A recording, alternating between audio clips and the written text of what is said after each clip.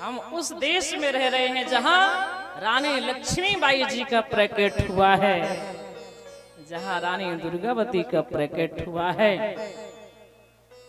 जहां हमारे नारियों के लिए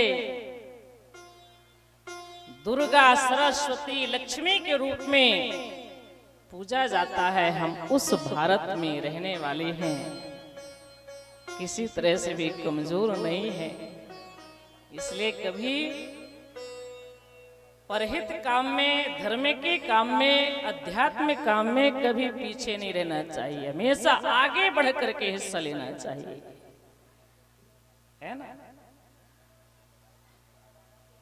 आज पंच जो है बसंत पंचमी के पावन अवसर पर मैं आप लोगों को थोड़ा सा, क्योंकि मात्र शक्ति ही ऐसी शक्ति है जिसके माध्यम से सृष्टि के सृजन में बड़ी जो है मुख्य रूप से भूमिका है।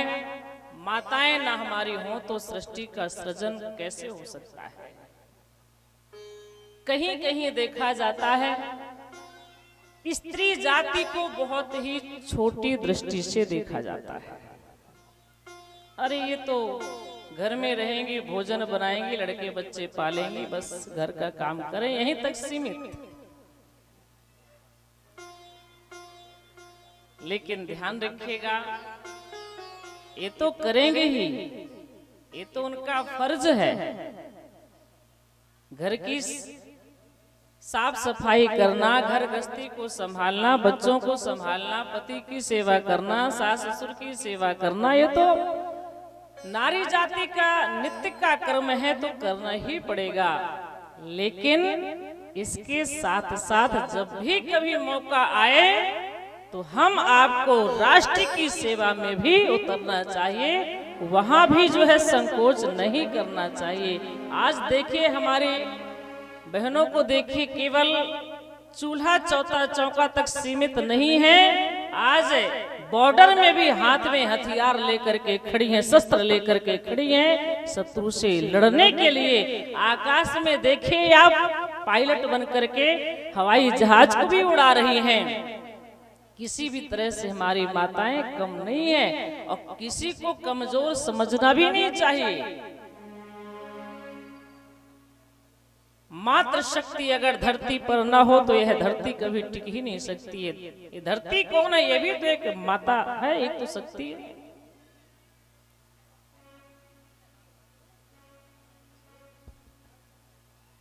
कुछ लोग इतना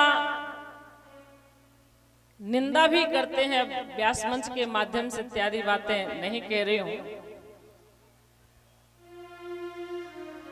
ध्यान रखिएगा, हमारे सनातन में, हमारे धर्म में हमेशा नारी की पूजा होती आ रही है और होती रहेगी, आज भी हो रही है। क्योंकि नारी केवल भोग की वस्तु नहीं है, नारी सम्मान की वस्तु है, नारी पूजने की वस्तु है। नारी का पूजन जहां होता है वहां देवता निवास करते हैं। और घर में जब बेटी हो तो ज्यादा खुशी मनाना चाहिए। समाज में देखा जाता है बेटा का जन्म होता है तो बड़े धूमधाम से बरहों करते हैं, बहुत लंबी पार्टी करते हैं, बड़े बड़े लोगों को बुलाते हैं। लेकिन जब बेटी का जन्म होता है तो ऐसे मुंह बना लेते जैसे हॉस्पिटल से निकल करके आ रहे हैं।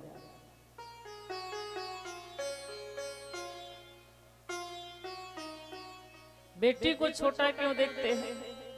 अरे ये तो पराया धन है ना। लोग कहा करते पराया धन है, क्या पढ़ाना लिखाना है, क्या करना है, तो शादी कर देंगे, अपने घर में जाएगी, फिर जाएगी तो बेटी को दहेज भी देना पड़ता है। आजकल दहेज की भी बड़ी समस्या है, बड़ी समस्या।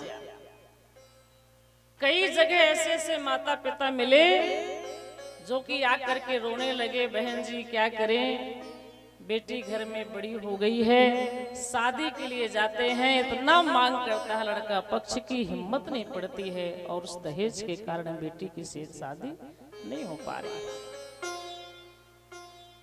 क्या करें? और जिस घर में बेटी बड़ी हो उस घर में माता पिता को रात रात नींद नहीं आती है। बेटी पढ़ लिख करके बड़ी हो गई है, अब उसके हाथ पीले कर दे, लेकिन दहेज एक ऐसा सामने रखा हुआ है जिसके कारण माता पिता अपनी बेटी का कन्यादान नहीं कर पा रहे हैं। और केवल हम आपके सामने ही नहीं, ये हर युग में दहेज दिखाई पड़ा, लेकिन अंतर है। आप त्रेता में देखें, महाराज श्री जनक जी के सामने भी एक दहेज दिखाई पड़ा था, लेकिन वह किसका था? वह धन संपत्ति का नहीं है, वहां एक धनुष रखा हुआ था। इसे जो तोड़ देगा उसके साथ सीता का विवाह करेंगे। तो आज भी हर पिता के सामने एक धनुष रखा है, वह दहेज का रखा है। त्रेता में भगवान श्री राम जी ने धनुष को तोड़ करके जनक जी की चिंता को दूर किया और सीता जी के साथ विवाह किया। आज भी धनुष जो रखा है दहेज का, इसको भी तोड़ने की आवश्यकता है समाज में। और इस दहेज रूपी धनुष को केवल लड़का पक्ष ही तोड़ सकता है, लड़की पक्ष नहीं, लड़का पक्ष, क्योंकि उन्हीं के द्वारा रखा गया। लड़के की शादी करेंगे, 15 लाख चाहिए, 20 लाख चाहिए, 50 लाख चाहिए, 10 तोला सोना चाहिए, इतने लोगों को कपड़ा चाहिए, गाड़ी चाहिए इत्यादि।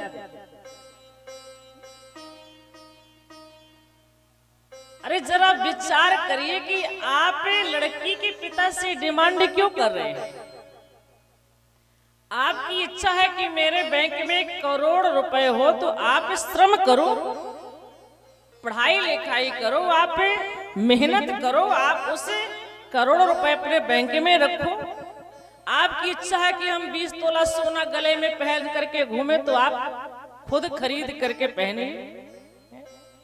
गाड़ी में चढ़ने की बड़ी शौक है तो खरीद लीजिए।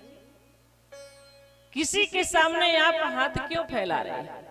दहेज मांगना कोई गौरव की बात नहीं है। दहेज मांगना एक तरह से देखा जाए तो ये भी भीख ही है, भीख मांग रहे हैं। ये दहेज कोई प्रतिष्ठा की चीज नहीं, भीख मांगना है।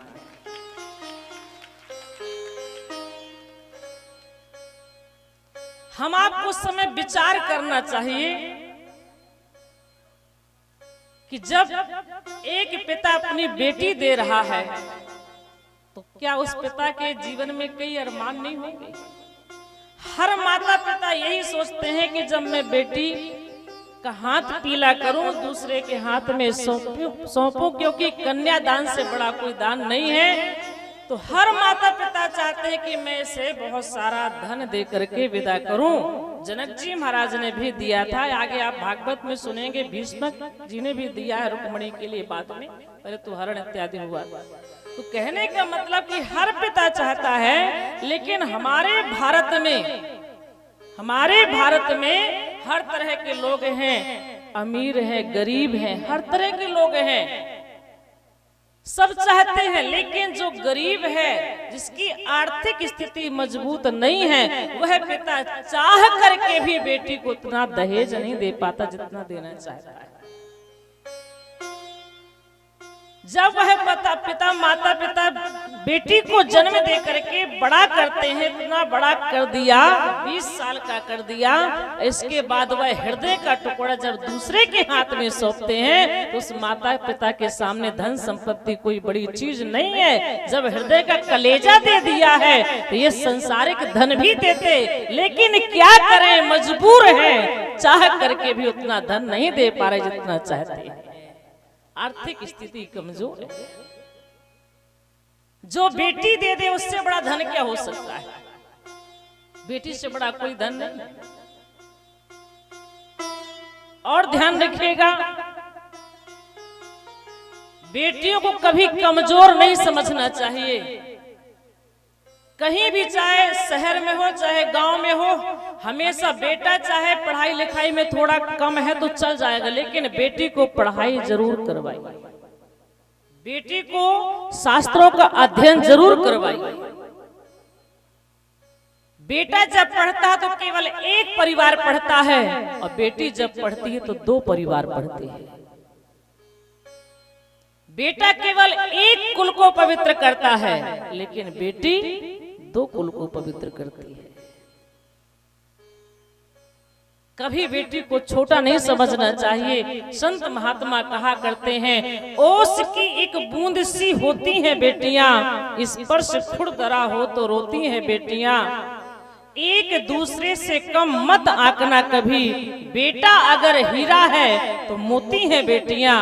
बेटियां मोती क्यों हैं? इसलिए कि रोशन करेगा बेटा बस एक ही कुल को, दो दो कुलों की लाज होती हैं बेटियां, दो दो कुलों की लाज होती हैं बेटियां। पुत्री पवित्र किए कुल दो, बेटी दो कुल पवित्र करती है। जिस समय जनक जी महाराज चित्रकूट में पहुंचे और श्री सीता जी को जब वनवासी वेश में उन्होंने देखा, तो महाराज जनक की आंखों से अश्रुधारा बह निकली। सीता को हृदय से लगा लिया और कहा, बेटी आज मैं गदगद हो गया तुम जैसे पुत्री को पाकर के। एक नारी का जो धर्म होता है तुमने उसका पालन किया है। तुम्हारा पालन पोषण राजमहल में हुआ है। सीता जी कोई ऐसे वैसे नहीं घर की, महाराज श्री जनक की बेटी है, वहां उनका देखभाल वहां बड़ी हुई है।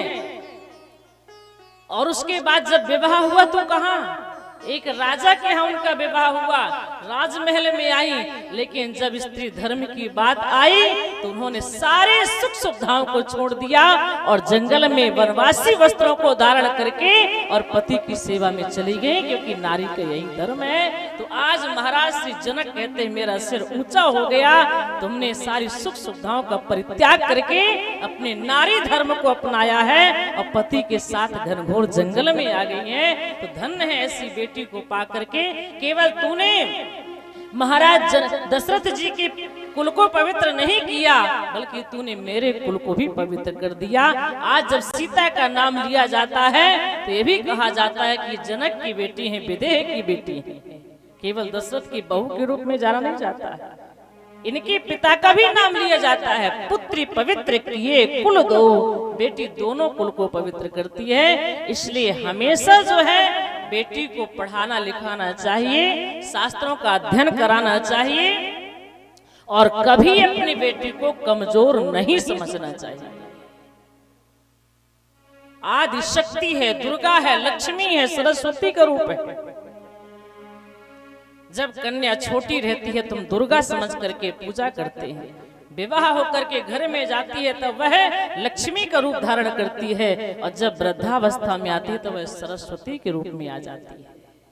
तीन रूप में हमारे यहाँ नारी की पूजा होती है। इसलिए कभी नारी धर्म का अपमान नहीं करना चाहिए और न कभी नारी की निंदा करनी चाहिए, न कभी नारी को प्रताड़ित करना चाहिए। आज समाज में बड़ी घटनाएं घट रही हैं, देख करके दिल दहल जाता है कि धन्य है हमारे वह भूमि है जहां श्री राम कृष्ण का प्रकट हुआ, वह भूमि है जहां सती सावित्री का प्रकट हुआ, जहां हमेशा नारियों की पूजा होती थी। आज उस भूमि में कैसे कैसे कृत्य दिखाई पड़ रहे हैं, कैसे कैसे नारियों को प्रताड़ित किया जाता है। तो ध्यान रखिए, हम आपको शास्त्रों को पढ़ करके और ये भी सीखना है कि हमें किसी भी बेटी किसी भी बहू को छोटी दृष्टि से नहीं देखना चाहिए।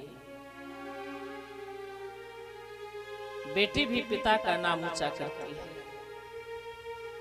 यही तेजस पही पितु माता, बेटी से माता पिता को यश की प्राप्ति होती है। तो बसंत पंचमी के पावन जो क्षण था, इसलिए मैं थोड़ा सा आपको बताया कि हमारी बेटियां क्या है।